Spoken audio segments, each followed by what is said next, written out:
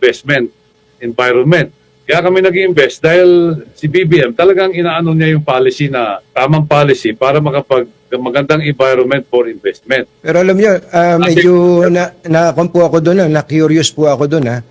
Sabi niyo, dati-rate, walang policy, para bang padaskul-daskul lang. Ngayon, meron na kayong sinusundan, ano, para hindi lang para sa negosyo, kundi para sa mga mamamayang Pilipino. Ano po? Kaya ngayon medyo nagkakaroon na ng roadmap. Problema, ang gobyerno, hindi naman kasing bilis ng private sector kumilos. So, medyo paunti-unti ang pasok ng policy. Pero ang policies, gusto ni President BBM ay inaano na niya ngayon. Yung huling 2 taon, last 2 years, medyo tinutulak na niya ng gusto yung mga policy. DOE, medyo maingat, medyo hindi naman pinakamabilis na kumilos, pero kumikilos na ngayon. Puntahan nga po natin yung renewable energy sources. Hindi po kasi madali yun no? Yung bang nasanay tayo dun sa traditional, conventional, tapos punta ka sa renewable. Ano po yung mga challenges na inyo pong na-encounter? The challenges sa renewable, kasi yung number 1 challenge dyan, yung grid, transmission grid. Yung grid natin medyo luma-luma at paminsan-minsan nagda-down. Nakita mo, biglang yung mga ibang region, biglang may mga brownout na mahaba dahil medyo luma na yung grid natin. Kaya yung grid ang pinaka-importante para sa renewable. Kasi renewable, solar, wind, hydro, saka geothermal, pag malaking investment pumapasok yan, kaya nangyayari ngayon, hundreds of billions na investment sa renewable. Kailangan kaya ng grid. Problema natin, nahuhuli yung grid. Nako, halimbawa, nabanggit nyo solar farm. Halimbawa, may solar farm ka, tapos ang ganda ng production, tapos pupugak-pugak yung grid. Ang laki problema nun. Kasi kung marami mag-invest ng solar at hindi kaya dalhin ng grid, babagsak yung grid. Kaya kailangan, ang importante dyan, may kasamang storage, yung tinatawag na pump storage. Gaya ginagawa namin ngayon sa Wawa at saka sa Uhunan. Yan design para ma-stabilize yung grid. So yung excess na solar, saka kaya mo wind, i-store mo muna sa tubig. Medyo technical. Tapos, yung tubig mag-generate ng power para ma-stabilize yung grid sa mga oras na mataas ang demand ng power. Yung daytime na tinatawag, yung peak, alas 9 ng umaga hanggang alas 6 ng gabi, alas 5 ng gabi. Yan kailangan stable yung grid. Kaya yung pump storage, critical dyan. Dinlabas na ng gobyerno ngayon yung huling circular para dyan. Kaya tama yun. Dati wala naman tayong mga ganun Imagine po, ang dami-dami pala nating kuryente na ipoproduce, tapos may lugar na brownout. Sakit sa ulo nun. Kasi hindi kaya ng grid. Ano magiging... Paspasan din nila yung development ng grid. Oo. Hindi pwedeng isang sangay lang, yung isang aspeto lang ang pinagbubuti. Ginagalingan nyo sa generation, patulog-tulog naman halimbawa yung in charge doon sa transmission, patay kang bata ka. Kaya kailangan sabay yun. Sabay ang investment dyan. Oo. Tatlo na yan generation, distribution, at saka yung transmission, tapos distribution. Sa mga bahay, sa mga factory, ganyan. In the long run po ba, yung long term po, Sir Ricky, kung ganito, may policy na kanyo, may policy, tapos andyan naman kayong mga investor, kahit na medyo mabigat, laki-laki ng puhunan nyo dyan, mararamdaman ba ng mga tao, pati na ng mga nasa negosyo, yung pong significant reduction sa presyo po ng kuryente? Ngayon kasi, umaaray lahat o yung household, negosyante, establishment, etc. Nararamdaman yun. Kailangan lang konting tiis kasi hindi bukas mangyayari yun. 5 taon, 3 taon, 5 taon. Pero kahit yung short term, mag-i-improve na yan. Pero mga 5 to 7 years, maramdaman talaga yan. Saka isa pang bagay, kaya mataas ang kuryente, yung mga taxes. Maraming tax sa kuryente. Hoy, teka nga, total nabanggit nyo yan. Anong policy dapat gawin ng gobyerno doon sa taxes kung ba't napakataas ng binabayaran natin sa kuryente? Kasi gobyerno, kailangan talaga ng pera. Madali i-tax yung kuryente. So, kasi yun yung billing, yung lahat yan, maayos lahat yun kaya madali i-tax. Gobyerno rin, kailangan ng pera. Kaya medyo hindi kagad mabababa eventually, kailangan babaan ng tax sa kuryente. Yung pong binanggit nyo na may short term tapos long term, mga 5 to 7 years, magkwentahan nga tayo ng panahon Sa tingin, nakakadalawang taon na si BBM po eh. 4 na taon na lang po siya. Tingin niyo po ba bago siya bumaba sa pwesto, magiging happy naman tayo mga consumers tungkol po sa presyo ng kuryente o power rate? Oo, mangyayari din yun. Taon-taon, kakaroon na ng medyo bababa hanggang nasa competitive level tayo. Pero every year may mararamdaman yan. The next 2-3 years. Yun ang importante. Kasi alam nyo, kaya ganun po yung tanong ko.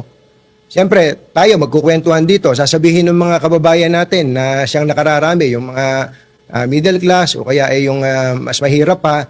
Sabihin, puro kwento naman kayo. Hindi naman namin nararamdaman yan eh. Yun lang kasi hindi pwede madaliin eh. Kasi puro construction yan, puro engineering, investment. Buti nga maraming mag-i-invest dito sa sektor na to eh. Opo. Dati wala nag-i-invest dyan eh.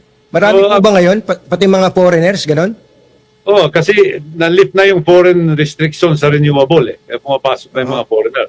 Dati restricted ang foreign ownership eh. Ngayon, na-lift na ng gobyerno. Isang critical policy na nagawa ni PBBM yan. Mentras maraming nag-i-invest, mas malaki ang fighting chance natin, ano? Ang kailangan dito, mas marami, ang bottom line dito, at mangyayari to sa next 3 to 5 years, mas maraming supply kaysa sa demand. Nakita mo, ang produkto, pag isang klaseng produkto at konti lang bumibili, bumabagsak ang presyo niyan. Ganon din yan sa kuryente. Tama po. Ang hindi lang makontrol kayo, yung fuel. Yun kaya kailangan mag-develop tayo ng domestic source of fuel, yung indigenous gas. Sa ngayon, isa lang, Malampaya. Yung hindi tayo masyadong dependent sa imported product, ano? Nag-import na tayo ng pagkain, nag-import pa tayo ng energy. Masyado na tayong exposed. Doon po sa aspeto na binanggit nyo kanina, marami nag-i-invest sa energy sector, dayuhan man o kaya mga katulad po nyo na nagmamahal sa bayan. Bakit po? Anong ibig sabihin nun in relation to the government of BBM? Kasi pag nag-invest ka ngayon, dahil sa mga policy na nagagay, kikita ka eh. Hindi naman kami mag-invest kung hindi kami kikita eh. Tama. Tama po. Ba't ako maglalagay ng 200 billion na hindi ako kikita? Di ba? Kaya may mga policy na makaka-invest ka na mabuti, meron kang medyo dissenting return. Hindi naman masyadong malaki. Kasi nga kailangan yung presyo ma-maintain ng So, kailangan yung balansyado. May return sa investment, meron din efficiency sa system at saka sa supply. May tiwala kayo sa administrasyon na to, pati yung ibang mga foreign investors, ganon? Ang number one proof dyan, naglalagay sila ng pera. Hindi mo alam maglalagay ng pera kung wala silang tiwala. Kaya po ganun yung tanong ko kasi, baka marinig ni Senator Amy Marcos to dahil siya ay kino-quote dun sa isang balita na ang mga investors daw ngayon wala nang tiwala. Kaya daw po yung mga Taipan, binubuhat na yung pera nila, inilalabas na, dinadala na sa ibang bansa. Totoo po ba yun? Hindi totoo yun. Pag dinala mo ang pera mo sa ibang bansa, linagay mo sa bangko, kakainin lang ng inflation yan. Kasi mataas ang inflation ngayon, worldwide eh. Pag naglabas ka ng pera, kakainin lang. Pero mang gumagawang gano'n, bahala sila sa buhay nila. Kami nag-i-invest. alam niyo yung mga one-liner nyo na yun kaya kayo nagte-trending eh. Wala akong pakialam sa kanila, basta kami nag-i-invest. Sir, tatanungin ko to sa inyo pero wag kayong magagalit sa akin. Kaya daw invest kayo ng invest dito sa Pilipinas. Sabagay, dati pa naman kayong nag-i-invest. Ngayon, mas matindi ang investment niyo. Dahil crony daw po kayo ng Pangulong Bongbong Marcos? Hindi totoo yan. 30 years na kami nag-i-invest dito sa Pilipinas eh. Kahit anong administrasyon. Pero ngayon, kaya linalaki namin investment kasi ayos sa mga policy. Nakikita mo na si BBM talagang gusto niyang palaki ng economy at lumago ang market. Pagka kumikita ang taong bayan ng pera, mas malaking pera, tumataas ang sweldo nila, bumababa ang presyo, gumaganda ang buhay niya, mas malaki kikitain namin. Ito yun, Yung pong policy ng Kongreso, alam nyo, parang taon-taon political season dito sa atin eh. Ito, eleksyon na naman. Hindi pa discourage kayo dyan? Ganyan talaga sa atin. Puro politika ang ano eh. So, pero yung pag napasa nila yung Create More na bill, yeah, malaking bagay yon, makakabuti sa atin. Saka yung mga ibang administrative, yung gas bill para sa indigenous. Pag pinasa nila, makakabuti sa bayan yon. Kaya sa politika, sila ng politika, pero meron naman sila na pinapasa na mabuting mga batas, no? At saka mga policy. Kaya isa-isang bagay, magulo sila, isa-isang bagay, tatrabaho naman sila. Sanay na kayo, no? Iba-ibang klaseng politiko na dumaan sa buhay niyo eh. At saka pag nakita mo naman yung politika sa ibang bansa, ang gulo na nila ngayon. Pilipinas na medyo pinaka-stable na politika. Tingnan mo sa Amerika, tingnan mo sa Europe, mga pa, sa France, Netherlands. Magugulo ang Sinasabi niya, mas maswerte pa pala tayo sa mga politiko natin ngayon? yung buong Southeast Asia, ang pinaka-stable na region sa politika ngayon. Ano po nakikita nyo sa investment climate sa natitira pong panahon, 4 na taon pa naman, ng Pangulong Bongbong Marcos? Tingnan namin improving at gumaganda ang investment climate. Kaya kami nag-i-invest. Ang businessman, pag hindi niya gusto yung environment, yung climate, yung potential na payback ng investment, hindi mag-i-invest yun. Nako, alam ko, kailangan nyo na rin magpahinga, paminsan-minsan, makakasingit kayo ng pahinga. Pero, dalawa na lang po yung tanong ko. Kayo, sabi nyo nga, 30 years na kayo naghahanap buhay, iba-ibang administrasyon. Siguro naman, marami na kayong pera. Ba't ba kayo ayaw nyo pang tumigil? Pwede naman kayo magpahinga na lang, Tito Ricky. Hindi naman pera ang objective dito eh. Building something is more important than. Kasi kung pera lang, din matagal na, may pera, no? Tsaka nag-invest naman kami sa buong mundo eh. Pero ang Philippines, isa sa pinaka-attractive ngayon. Baka po may mga nanonood sa atin na medyo nag-aagam-agam pa tungkol po sa lagay ng ekonomiya natin. Bibigyan po namin kayo ng pagkakataon to as your parting shot po, Tito Ricky. Just be patient. Things will get better. Gagandang under the administration. Sigurado yun. Ang laki ng problema na inherit ni BBM eh. So, medyo mabigat yung trabaho niya. Pero bigyan natin ng konting pasyensya at gaganda din ang buhay ng lahat. Maraming salamat po, Sir Ricky Rason. Thank you po. Thank you po sa inyo. Magandang araw po sa inyo. Salamat. Lahi mo, Espanyol looking tapos ang tatas magtagalog. Yung pasensya. Kaya nagpapasalamat ako dahil nakumbida kami ng Bagong Pilipinas para po sa return bout namin ng bossing ng San Miguel Corporation, Ginoong Ramon S. Ang. Sir RSA, Ninong, magandang araw po sa inyo. Salamat po muli sa pagkakataon. Dahil naman kay Katuning, ang daming tumatawag sa akin. Napanood daw nila yung interview ko kay Katuning. Parang ako tuloy artista. Napakaraming, kahit saan ako magpunta, sinasabi nila sa akin na napanood daw nila yung interview with Katuning. Salamat sa iyo. At dahil sa iyo, baka pwede na akong tumakbo ng barangay captain in the future. Ibabato ko po kayo kahit na saan kayo nakarehistro. Alam niyo, ito pong panahon na to, kailangan kasi talaga ng mga tao ng mga tamang impormasyon. San Miguel Corporation po ay nakatutok sa infrastructure.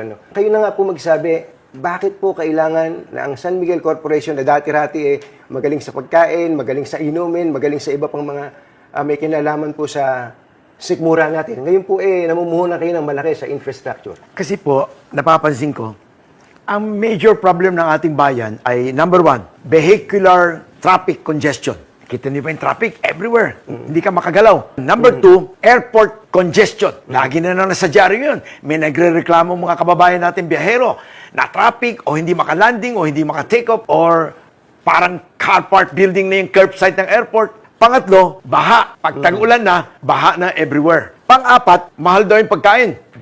This morning, pag basa ko sa newspaper, 250 pesos per kilo daw yung manok.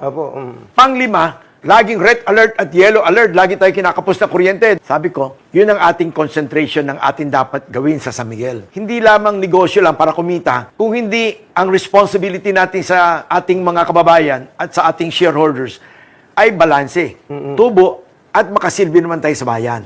So, anong ginagawa natin sa traffic? Alam nyo, pag tinignan nyo yung traffic from Buendia, Makati, up to Balintawak, hanggang dyan lang yung kalye natin. Eh di, Maikli lang yan eh. every year, nagdadagdag tayo ng 2 milyon na kotse. At yung lumang kotse, hindi naman natin inaalis. So, San Miguel join public bidding through DPWH, through DOTR, through TRB, para expand yung mga highway na yan. Kamukha niyan, yung Skyway. Opo. Naalala nyo, grabe yung traffic nung araw. In-expand natin yung Skyway. Grabe rin ang traffic nung araw dahil yung Skyway, bumababa yan sa Hillsboro.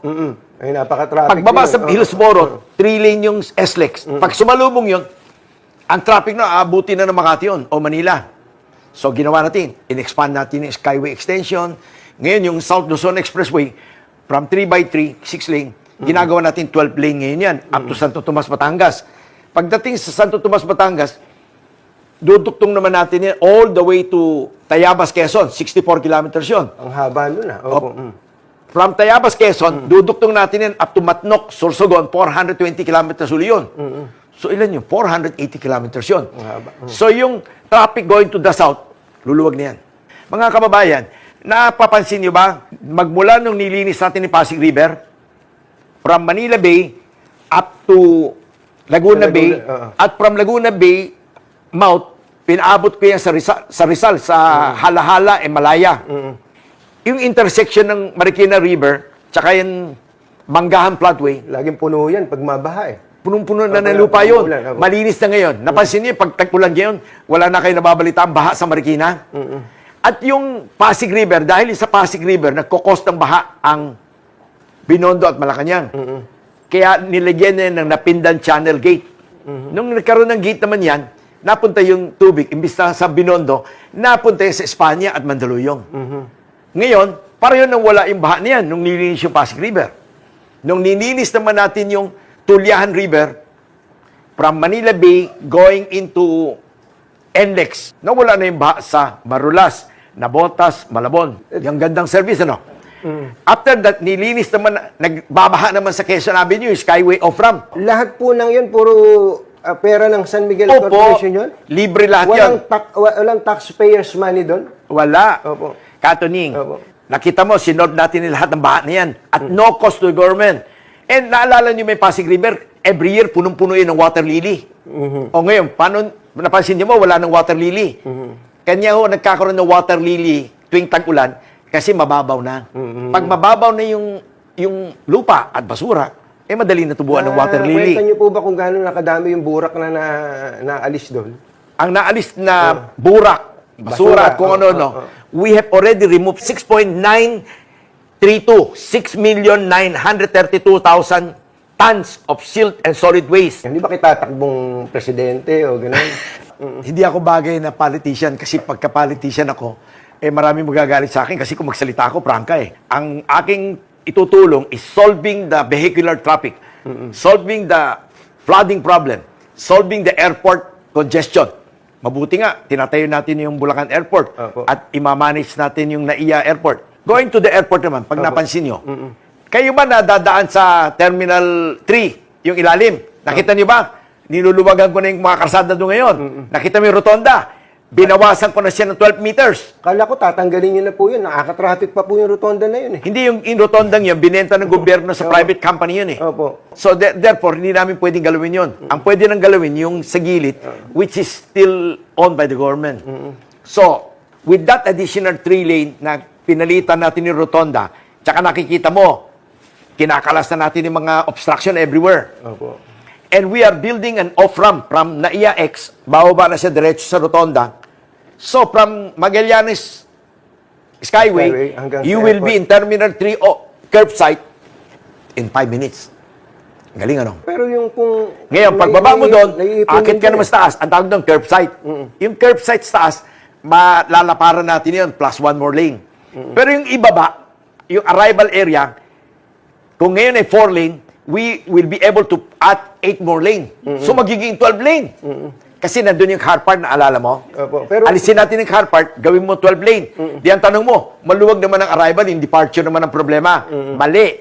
So, even if you are departing passenger, you can go to the arrival, doon ka na magbaba ng pasahero mo, sumakay ka ng escalator, nasa departure ka na Nasa agad. departure ka na. Teka po muna, kailan po mangyayari yan? With the approval of NAIA General Manager Eric Ines, Inuumpisa na namin ngayon yung mga expansion na yan.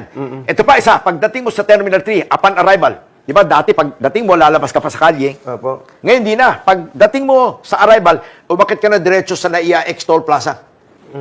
In 5 minutes, you're out of the airport. Ngayon, kung gusto mo naman pupunta Pasay, doon ka sa bandang kanan, papunta ka naman Sales. Opo. Pwede ka Sales o mag-U-turn ka, pabalik ka naman ng Andrew Avenue. Magic, ano? Grabe, ano? Na-survey kasi natin yan. Opo. Ngayon, yung Terminal 1 and 2, if you notice, yung Terminal 2, nakita niyo ba? Binaba ko na yung toll plaza ng NAIA X, nandun na, 4 lane. By September 1st, o kung magkaroon ng konting delay, baka 30 days, by October 1st, pinakamatagal, wala na traffic going to Airport Terminal 1, 2, 3. Gulat ka, no? Parang magic, ano? Ewan ko, may nananakot ba sa kanila na tataas daw po ang mga binabayaran dyan sa airport, yung po mga terminal fee at iba pa, dahil sa pagpasok po ninyo. Pakiklaro nyo nga ho yun.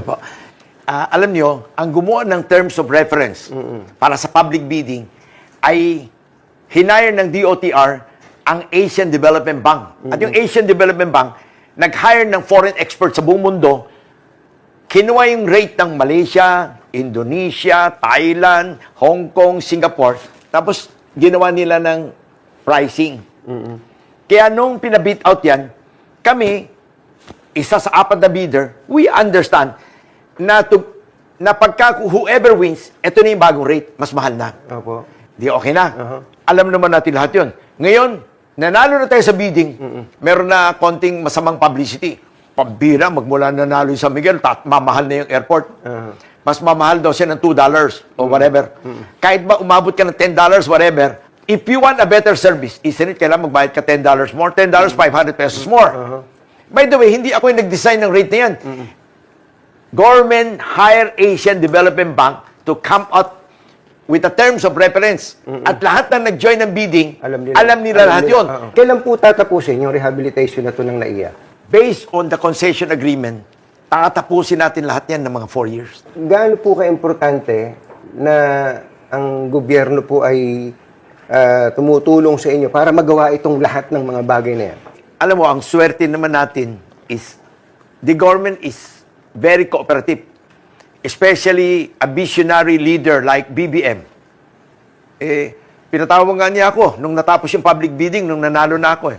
Sabi niya, Mon, paliwanag mo nga sa akin yung timeline kung paano mo gagawin at ano gagawin mo. Bira yan, ha? Nag-accept pa siya ng oras para pag-usapan yun. Tapos sinabi ko kung ano kailangan ko advance work. Ibig sabihin, bago ko i-take over ng September 14, ano mga advance work kung pwede ko na sana gawin kagad para lumuwag yung kalye, para karoon ng better access, and kung ano-ano. He personally got involved and requested GM Eric Ines to help us do it right away. Si BBM, presidenteng mahilig sa detalyan. Tinatanong niya every detail eh. Gusto niya magawa lahat yan. Pati timeline, tinatanong niya eh. Okay, NAIA to. Yung Bulacan Airport po ba, kailan matatapos yan? Ang dami na ho namin Bulacan. dyan eh. Opo. Alam mo, because of BBM, the investors' confidence are very strong. So we are in full speed building Bulacan Airport. I will invite you next year, 2025, groundbreaking to build the passenger terminal. And the passenger terminal should be finished by 2027. At yung passenger terminal yan is about 900,000 square meters. Laki. Kung 2025 ang groundbreaking, tapos ng 2 years nyo lang po gagawin yung ganong kalaking terminal? Yung terminal kasi, palang Lego. Alam mo yung Lego? Opo. Prefabricate na yung mga building na yan, puro bakal lahat yan. Opo. Pagdating mo niyan, kinakabit-kabit mo na lang yung palang board joint, tsaka tornilyo lahat yan. Opo. Terminal tapos, mga runway po, kailan Okay. matatapos yan? Yung runway na yun, matatapos yung runway na yan ng 2027 din. So matatapos to bago mag-step down si Presidente Marcos. Puro mga legacy projects pala ito eh. No? Opo. Kaya nga, nagugulat ako. Alam niya yun eh. Kaya panay-follow up niya sa akin eh. Kasi alam niya, na pag natapos tong mga highway na ito, going to the north, Stiplex, San Juan, La Union. Yung po, anong timeline nyo ron sa yung hanggang Matnog? Siguro yan, hanggang Matnog, 2030 yun. Matagal-tagal pa yun. Opo. Pero ito pong TR4, Stiplex, from Santo Tomas, Batangas to Tayabas, Quezon. Okay. Eh, 2027 tapos yan. Tapos yun. Ah. Hindi po, yung sa norte po, yung mula doon sa papaakit ng Baguio hanggang San Juan, yung 60 kilometers kanyo, hanggang kailan po yung gagawin? Yung right of way na yun, depende sa right of way. Kung makukuha ko yung right of way kagad, in 2 years tapos yan. So in short, grabe ang cooperation ng gobyerno sa atin. Kaya yung confident ng San Miguel, 100% ng kinikita ng San Miguel, ini-reinvest sa Pilipinas lahat. Bakit ni-reinvest ko lahat ng pera ng buong San Miguel Group sa Pilipinas? Kung mahal mo yung bayan mo, dito mo invest yung pera mo para makakreate tayo ng maraming trabaho para sa mga kababayan natin. Ilang beses niyo po kasi nababanggit yung confidence ng investor no? Sa administrasyon, kay Pangulong Marcos. Eh bakit po may mga kumakalat na kwentong kutsero? Sabi niyo nga na yun daw po mga negosyanteng nandito, nagsisibit-bitan na ng kanilang pera at sa iba na dinadala. Totoo ho ba yun? Ang mga sinasabi nila nag-aalisan na rito, ito yung mga nasa mga sugalan siguro, mga pogo, mga illegal funds, siguro nagtatakbuhan na yun kasi hinuhuli na ng gobyerno eh. Pero yung mga legal na pera, mga legal na negosyante, lahat nandito. Tingnan mo yung Shumart. Grabe ang investment ng Shumart sa Pilipinas. Kita mo Henry C. family. Kita mo, di ba? Yung lahat ng Filipino family, grabe ang investment sa Pilipinas. Kaya ako tingin ko, after 2028, si BBM, mamimiss ng mga Pilipino. Ganon? Oh. The only Filipino president na hindi nagpaduro sa mga dayuang gusto mang-agaw ng lupa natin. Opo. Yan. Kaya, I think, he's doing very well. Ganun po Medyo, hindi naman kayo nagpapalakas kay BBM yan. Hindi ko na kailangan magpalakas, di ba? Retired na ako eh. Baka hindi niyo napansin, nag-retire ako 2 months ago, officially. Opo. Ay, inabot ko na sa susunod na management yung pagpatakbo ng kumpanya. Of course, tatapusin ko itong mga sinimulan ko, paglilinis ng ilog, Opo. yung mga tinatapos kong karsada. So, I think, kidding aside, walang biruan. Hindi ko naman kailangan magsip-sip na kay BBM. By the way, hindi ko pinupuntahan si BBM, ha? Pwede nyo i-check yan, ha? In fact, marami nga sumisip-sip sa kanya, marami nang malakas ngayon sa kanya. Opo. Pero ako, hindi ako yung taong ganun na dikit ng dikit. Ako, ang 100% concentration ko is how to solve the flooding problem. How to solve the traffic. Yan ang mga pinoproblema ko. Ano po ang nakikita niyong future ng ating pong transportation, tapos yung infrastructure, beyond 2028 na? Kasi nabanggit niyo kasi yung pag-alis na niya. Beyond 28, dapat ang next leader will also cooperate with private sector to improve tuloy-tuloy ang paglinis ng ilog, tuloy-tuloy ang pag-expand ng karsada, pagpapahaba, pagpapalapat ng mga karsada, tuloy-tuloy hanapin yung mga solution ng problema. Kasi kung next time, hindi ganun ang priority, may iba yung landas natin, di ba? Alam niyo, gusto ko pa sana makipagkwentuhan sa inyo ng mahaba-haba, pero boundary na po ako Salamat po. Oo, sabi ko nga po kanina, hindi ko na kayo kailangan tanungin Na-amaze po ako, especially kapag sinasabi niyo yung detalye nung settlement ng buhangin dyan sa... kabisado nyo kung ano, alam nyo kung ano sinasabi nyo. Ang hirap nyong lokohin ng mga tauhan ninyo Ano po? Wala namang pinanganak na marunong sa lahat. We keep learning. Alam nyo, sa totoo lang, ngayon lang ako na-interview, napansin mo, hindi ako nagpapa-interview. I avoid media and I avoid going to any conference. Daming imbitasyon, kaliwat kanan. Kanya lang, ito ngayon, hindi ko mahindihan to si Katuning. Dahil gusto niya ma-interview dahil maganda rin sinimulan last time. Kaya ako pumayag. Otherwise, di ako papayag ng interview. Nanonood po yung ating mga kababayan, especially yung mga ordinaryo ng ating kababayan na baka naiinip na. Yung bang, si Presidente, nangako na pag siya ang nakaupo, kahit pa paano, aaliwan ng buhay, gaganda buhay. Ano po ang mensahe niyo sa ating mga kababayan? Ang payo ko sa mga kababayan natin, be patient. Filipino are very patient. And Filipino are very intelligent. Pag naintindihan nyo naman, pagtiyagaan nyo at pagtiisan nyo ng konti, gaganda ang buhay natin lalo. Paganda na ng paganda ito. Parang hindi naman overnight, you can solve everything Maraming salamat po sa inyo. Thank you. Gaya po ng dati, napaka-fruitful po nitong ating huntahan. And I'm sure, katulad ko po, kayo po ay maraming napulot. Kaya kahit na small time lang tayo at pinagbibigyan tayo ni RSA, very honored po tayo. Thank you so much. Ang Universidad ng Oxford ay hindi kagaya ng ibang universidad na pera ang labanan. Ito ay universidad ng mga matatalino. Lahat ng nakapasok sa University of Oxford ay mga matatalino lamang na may mataas na score sa exam at nakakuha ng A+ to A from A level. Alam mo ba, sa libo-libo ng mga matatalinong sumusubok pasukin ng Oxford University ay maraming nabibigo dahil madalas out of 1,000, mahigit 100 lang ang pumapasa. Kaya naman ang makapasok sa kilala at respetadong universidad sa buong mundo ay nakakabilib at talaga namang nakakamangha ang taglay na talino ng individual na makakapasok rito. Kaya naman anumang pag-aaral ang meron si BBM sa loob ng University of Oxford, noon ay nagpapatunay lamang na siya ay talagang brilliant. Pero sa may kalungkutang pagkakataon, may iilan na hindi naiintindihan ang special diploma na hawak niya. At ginagawan pa ito ng fake information. Dahil nga ba magkaiba ang educational system ng Pilipinas at United Kingdom? Pero sabihin na natin tama sila. Okay, let's say, may mababangang klase ng diploma si BBM sa Oxford. Kunwari lang ha. Pero kung iisipin natin, Oxford pa rin yun. Nakapasok siya sa University of Oxford, pumasa siya out of libo-libong sumubok. Hindi basta-bastang estudyante siya doon. Talagang legit na matalino siya, gaya ni former President Ferdinand Marcos. Eto, pansin nyo ba kung bakit hindi siya pumapatol sa mga basurang banat na mga katunggali niya sa politika? Kasi naman, dahil nga ganun siyang ka-educated na leader, matalino, hindi nakikipagsabayan sa mga basurang bumabanat. Parang ayaw niyang i-level yung sarili niya sa level ng mga bumabanat sa kanya. At pansin nyo rin ba kung bakit siya lang ang politikong may vision at may klarong plataforma kung paano patatakbuhin ang gobyerno sa pamumuno niya? Kasi naman, naging estudyante lang naman siya ng Oxford bukod sa matalino. At pansin nyo rin ba kung gaano siyang kabrilliant sumagot sa mga ataking tanong sa kanya ng mga dilawang media? Kasi naman, naging estudyante nga siya ng University of Oxford, diba? Bukod sa pagiging matalino.